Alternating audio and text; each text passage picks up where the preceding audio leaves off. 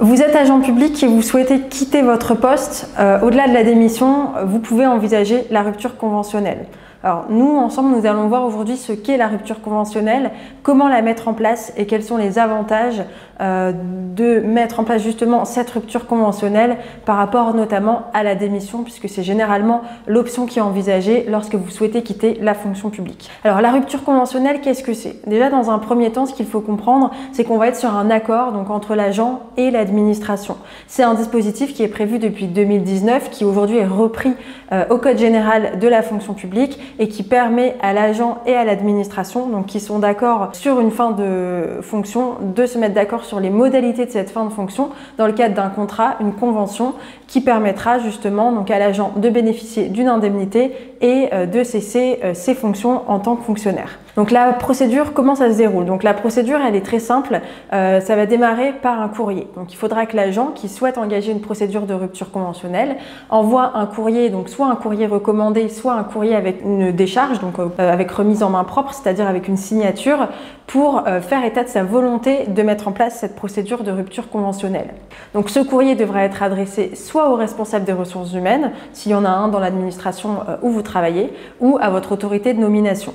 Donc un courrier qui est envoyé qui fait état de cette volonté de mettre en place cette procédure de rupture conventionnelle. À partir de ce courrier, l'administration aura normalement un mois pour vous répondre et pour organiser un entretien. Donc lors de cet entretien, l'objectif ça va être de discuter des modalités justement de cette rupture conventionnelle, donc de savoir dans un premier temps pourquoi on envisage la rupture conventionnelle, dans un second temps quelle est la date éventuelle de cessation finalement définitive des fonctions et quel est le montant de l'indemnité, puisque finalement le gros avantage de cette rupture conventionnelle ça va être justement la mise en place de cette indemnité. À partir de l'entretien, donc si l'agent et l'administration arrivent à se mettre d'accord, on va avoir la rédaction de ce qu'on appelle une convention. Donc en fait c'est la convention de rupture conventionnelle, c'est un contrat entre les deux parties qui va reprendre l'ensemble des modalités et cette convention ne pourra pas être signée immédiatement après cet entretien puisque finalement à partir du moment où vous réceptionnez le projet de convention, l'agent bénéficie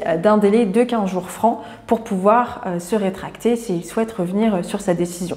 Donc dans un premier temps un courrier, ensuite un entretien et après l'entretien donc un projet de convention de rupture conventionnelle, 15 jours de délai minimum, on appelle ça le délai de rétractation et ensuite la signature de la convention. Donc ça c'est la procédure. À côté de ça, on va se poser une grosse question qui est celle de l'indemnité, puisque bien entendu, quand on parle de rupture conventionnelle, on pense forcément indemnité. Et c'est un peu la différence entre justement cette rupture conventionnelle et la démission. La démission, vous partez, vous n'avez plus rien, on est sur un départ volontaire de la fonction publique, alors que la rupture conventionnelle, vous avez le droit à cette indemnité de rupture conventionnelle. Donc une indemnité qui est due et qui est calculée à partir d'un salaire brut annuel, qui prend en compte les salaires perçus lors de la dernière année civile précédant la date de signature de la convention de rupture conventionnelle et également une indemnité qui va prendre en compte vos années d'ancienneté. Donc les années d'ancienneté, c'est toutes les années de service effectif qui ont eu cours dans la fonction publique. Donc on va prendre indifféremment toutes les activités qui ont été exercées dans la fonction publique territoriale, hospitalière ou fonction publique d'État. Donc une indemnité qui est calculée par rapport à ça et qui va être calculée par rapport à l'ancienneté. Donc en fait, on va prendre cette rémunération brute annuelle et pour les 10 premières années, ce sera un quart de la rémunération brute mensuelle.